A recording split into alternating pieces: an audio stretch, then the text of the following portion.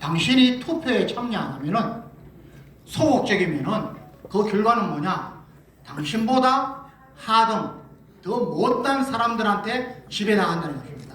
자, 또 투표는 총알보다 강하다. 목사님 저 링컨의 말을 알고 말씀하시는지 모르지만 목사님 계속 말씀하십니다. 그런데 링컨이 이 이야기를 하더라고요. 투표는 총알보다 강하다. 그러니까 총으로 하는 군사 쿠데타 혁명보다 투표의 혁명이 더 확실하다는 거죠. 또 투표는 권총과 같다. 어떤 사람이 쓰느냐에 따라서 유용성이 갈린다. 즉 투표를 잘하면은 그날은 막 저 흥하고 투표를 엉터리로 하면은 권총을 악인한테 준 거하고 똑같다는 겁니다. 이것도 미국의 루즈벨트 26대 대통령이 한 이야기입니다. 자, 민주주의 제도에서 유권자 한 사람의 무지가 모든 사람의 불행을 가져온다. 존 F 케네디가 하는 이야기입니다. 지금 많은 분들이 저한테 카톡 오고 전화 오고 하는데 왜 우파 분열하냐? 왜 사표 만드느냐? 아니라는 겁니다. 자, 또 선거란 누굴 뽑기 위해서가 아니라 누구를 뽑지 않기 위해서 투표하는 것이다. 여러분 투표하지 않으면은 주사파 운동권 더불어민주당이 이렇게 180석 가지는 거예요. 예? 그래서 내가 누구를 뽑는다기보다도 더 나쁜 놈이 선택받지 않기 위해서 투표를 꼭 해야 된다는 겁니다. 이것도 미국의 정치학자 프랭클린이 이야기한 겁니다. 사람들이 생각하지 않는 것은 그들을 관리하는 정부에는 얼마나 해보니까 그 히틀러 이놈이 하는 말입니다. 히틀러가 선동하니까 되거든요. 예? 투표하니까 웬만한 사람들은 귀찮아서 안 나가고 그러니까 관리하는 정부는 좋다는 거죠. 멋대로 할 수 있다는 거예요. 또 당신 스스로가 하지 않으면 아무도 당신의 운명을 개선시켜주지 않을 것이다. 방금 이제 목사님한테 댓글 보내가시는 분들 그런 분들 보면은 그냥 자기는 안 해요. 그런데 불편만 해요. 불만만 해요. 이런 사람들이 있으면은 절대 그 사람의 운명이 개선되지 않는 겁니다. 저는 청년들 집회 가면 이런 얘기 많이 합니다. 당신이 생각의 한계를 벗어나지 못하면은 절대 가난을 벗어나지 못한다. 예? 가난한 집이 좀 부자가 되고 하는 것도 한계를 벗어나야 됩니다. 자, 모든 국민은 자신들의 수준에 맞는 정부를 가진다. 그러니까 우리나라 정치가 이렇게 제가 항상 말씀드리지만은 우리 국민이 그 정도밖에 안 된다는 겁니다. 70년을 쏘아놓고 계속 속습니까? 알렉시스 더 토크빌이라고 프랑스의 19세기 정치가가 이야기했더라고요. 모든 정치는 다수의 무관심에 기초하고 있다. 여러분 무관심하면은 우리 보수파의 특징입니다. 관심이 없거나 방관하거나 투표율에 뭐 딴 것 때문에 우선순위를 두지 않으면은 나쁜 정치가 장악한다는 거죠. 투표하지 않느냐는 불평할 권리도 없다. 미국의 소설가인 루이스 라모스가 얘기했습니다. 나쁜 선출직 공무원은 투표하지 않는 선량한 시민들이 뽑은 것이다.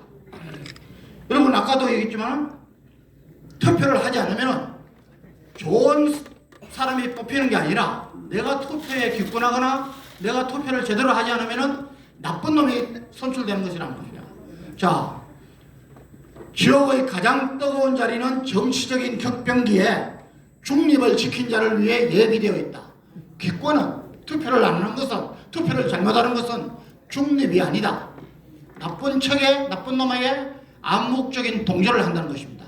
이거 여러분 단테 신곡을 쓴 단테가 이야기하는 것입니다. 민주주의에 대한 나의 개념은 가장 악한 자가 가장 강한 자와 똑같은 기회를 가질 수 있는 것이다. 투표 잘못하면 이렇다는 거예요. 가장 악한 놈이 기회를 갖는다는 거죠. 깐디가 이야기한 겁니다. 참여하는 사람은 주인이고 그렇지 않은 사람은 손님이다. 우리 도산 안창호 선생님도 이렇게 얘기했어요. 이 투표를 가지고 이야기했어요. 투표하지 않는 사람은 절대 주인이 아니라는 거죠. 자, 정치란 가장 덜 나쁜 놈들을 뽑는 과정이다. 어차피 다 나쁜 놈들이라고 투표 안 하면 가장 나쁜 놈이 당선된다는 겁니다. 이거 함석헌 씨가 이야기한 거예요. 자, 그러면 어떻게 투표해야 되나? 모든 권력을 한 정당에 맡기는 것은 나쁜 정부의 보험을 드는 것이다. 이거 여러분 잘 아시는 톰 소여의 모험을 작가 마크 트웨인이 한 얘기예요. 우리가 70년 동안 보수우파 한 정당에 투표해줘서요. 나쁜 보험을 든 겁니다. 보험 가르쳐줘야 돼. 그래서 자유통일당이 생긴 겁니다. 항상 원칙에 따라 투표해라. 비록 혼자 누군가를 찍어도 그 표가 결코 사표가 안 된다는 달콤한 생각이 소중히 집중했다. 지난번 강서구청 선거에서 그렇게 자유통일당 후보를 찍으라 그랬는데 우파 분열된다고 사표된다고 많은 분들이 안 찍었어요. 그 사표가 아닙니다. 예? 정치를 바꾸는 건데 계획을 하는 건데 내가 비록 찍은 사람이 안 되더라도 내 투표권이 그렇게 사용된 데 대해서 달콤한 생각이 보람을 느낀다는 거죠. 자, 마지막으로 정치인의 자질. 여러분, 정치꾼은 다음 선거만 생각하고 훌륭한 정치가는 다음 세대를 생각하는 거죠. 여러분, 더불어민주당 보십시오. 예? 전부 빚내가지고, 예? 빚내가지고 전부 표를 사는 거예요. 정치꾼들입니다. 이런 놈들한테 다시 정부 뺏겨서는 안 되는 겁니다. 국힘당도 마찬가지입니다. 다음 세대, 저와 여러분의 아들, 손주 세대를 생각하고 투표를 해야 된다는 것입니다. 정치가는 스스로 정치적 포부나 신념에 입각해서 국민의 지지를 획득하고 그 신념의 구현을 위해서 투쟁하며 그 결과에 대해서 국민에게 책임을 져야 한다. 독일의 정치학자 막스 베버가 얘기합니다. 우리 지금 정치인들 중에 이런 사람이 있습니까? 저는 없다고 봅니다. 국민의 일부를 처음부터 마지막까지 속일 수는 있지만 국민의 전부를 일수적으로 속일 수도 있지만 그러나 국민 전부를 끝까지 속이는 것은 불가능하다. 이제 우리가 속지 않아야 됩니다. 깨어나야 됩니다. 이건 링컨의 이야기입니다. 정치의 목적은 선을 행하기 쉽고 악을 행하기 어려운 사회를 건설하는 데 있다. 여러분, 정치가 법을 준수하고 악한 사람들을 신상필벌하고 선한 사회로 이끌어가는 게 국가로 이끌어가는 게 정치가 됩니다. 이거 영국의 총리를 했던 글래스턴의 이야기입니다. 여러분, 오늘 지금 여러분들 이렇게 하시는 것을 보고 목사님이 불과 밤 거의 자정이 되어서 명령을 내렸는데 제주도에서까지도 왔습니다. 물론 못 오시는 분도 있어요.